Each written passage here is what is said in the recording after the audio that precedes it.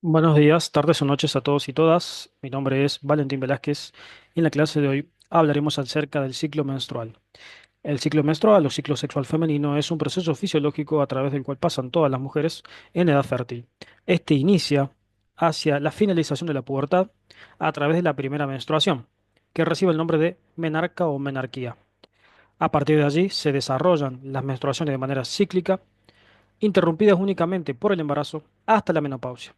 Posteriormente a la menopausia, las menstruaciones finalizarían desde el punto de vista fisiológico.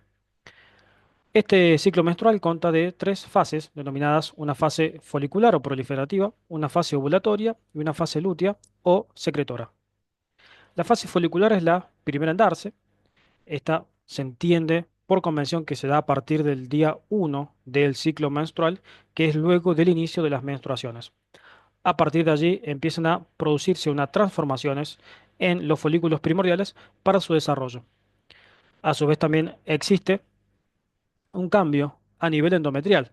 A nivel endometrial existe una proliferación de células, un proceso de hiperplasia y de hipertrofia, a través del cual aumenta la cantidad de glándulas que se encuentran aquí, aumenta la cantidad de reservorios de glucógeno y se evidencia el desarrollo anatómico de estas arterias llamadas espiraladas, encargadas de la irrigación del endometrio funcional, que es el que prolifera. Los folículos entonces dijimos que comienzan a desarrollarse, pasan por un proceso de reclutamiento, de selección y por último de dominancia, en donde uno de de los folículos maduros o de Degraaff va a ser el que finalmente dé a la ovulación. Aquí vemos entonces que a nivel endocrinológico encontramos en la fase folicular una meseta en lo que concierne a las gonadotrofinas, tanto a la LH como a la FSH.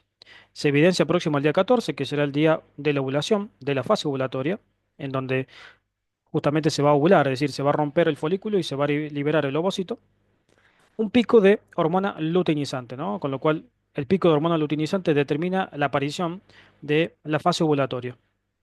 Vemos aquí las diferentes hormonas sexuales femeninas. La progesterona se mantiene en una meseta en la fase folicular. El estrógeno experimenta una elevación, no tanto como la luteinizante, pero sí una elevación en el día 13 o próximo al día 14. Y la inhibina se mantiene en un estado de meseta justamente en la fase folicular o proliferativa. La fase ovulatoria entonces será aquella en la cual el folículo se rompa y libere el ovocito. Este ovocito será dirigido hacia la trompa uterina por la acción ciliada de sus células y en principio es captado por las fimbrias de la trompa uterina. Luego de ello tiene lugar la aparición de la fase lútea. La fase lútea, o también denominada secretoria, es aquella en la cual vamos a encontrar una transformación de las células foliculares que han quedado como remanentes luego de la ovulación hacia lo que se denomina como cuerpo lúteo. Este cuerpo lúteo tiene por función secretar diversas hormonas, como por ejemplo estrógenos y progesterona. De tal manera, en la fase lútea del ciclo menstrual ocurre una meseta de la hormona luteinizante y una meseta de la hormona folículo estimulante. Es decir, existe un feedback negativo por parte de la progesterona y por parte de la inhibina del eje gonadotrófico, de la liberación de las gonadotrofinas.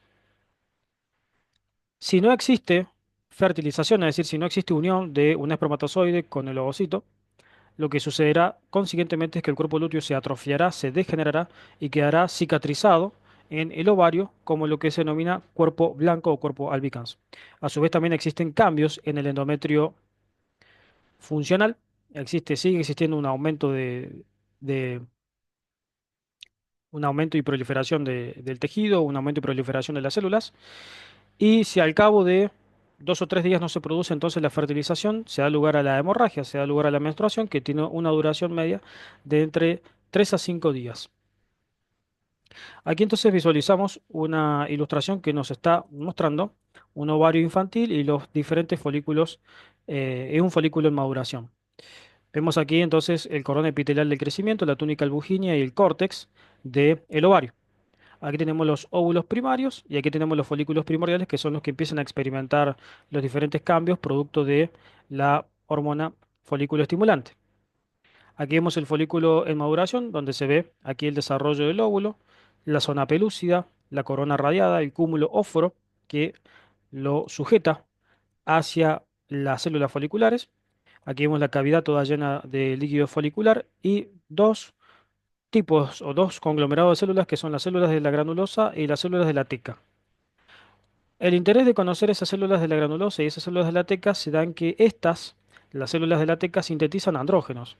Esos andrógenos, por acción de una enzima que se encuentra presente en las células de la granulosa llamada aromatasa, se transforman en estrógenos. Y esos estrógenos van a ejercer un feedback positivo, o sea, una retroalimentación positiva sobre el eje gonadotrófico, sobre el eje hipotálamo hipofisario gonadal, es decir, va a estimular el hipotálamo para que libere las gonadotrofinas y las gonadotrofinas estimularán a la hipófisis para que liberen a la LH y a la FSH respectivamente. Eso sucede en la fase folicular y en la fase ovulatoria. En la fase lútea, lo que sucede es que existe un feedback negativo producto de una hormona liberada por parte de los ovarios que se denomina inhibina, que aquí se puede visualizar. Las células de la granulosa liberan inhibina y estos van a ejercer una retroalimentación negativa sobre el mismo eje, sobre exactamente el mismo eje. A su vez, los progestágenos y los estrógenos van a producir también una retroalimentación negativa sobre el eje hipotálamo hipofisario. Aquí vemos las diferentes modificaciones que sufre los folículos dentro del ovario en las diferentes fases del ciclo menstrual. En principio aquí los folículos primordiales se van modificando hasta llegar a folículos primarios y luego se desarrollan los folículos secundarios o folículos centrales, que serían estos que se encuentran aquí, para por último dar lugar a los folículos maduros o de Degraaff. Este folículo maduro de Degraaff, en el día 14 del ciclo menstrual, en la ovulación, se romperá y dará lugar a la liberación del ovocito, a la ovulación. Las células que han quedado como remanentes configuran lo que se denominan células lúteas y cuerpo lúteo. Aquí el depósito de fibrina para la coagulación y ahí el cuerpo lúteo maduro para su posterior atrofia en el caso de que no exista concepción en cuerpo albicans, que sería la cicatrización del cuerpo lúteo sobre la corteza ovárica. Muy bien, pues esto ha sido todo entonces con respecto a la clase del día de hoy. Espero que les haya gustado y servido y nos veremos en el siguiente vídeo. Saludos.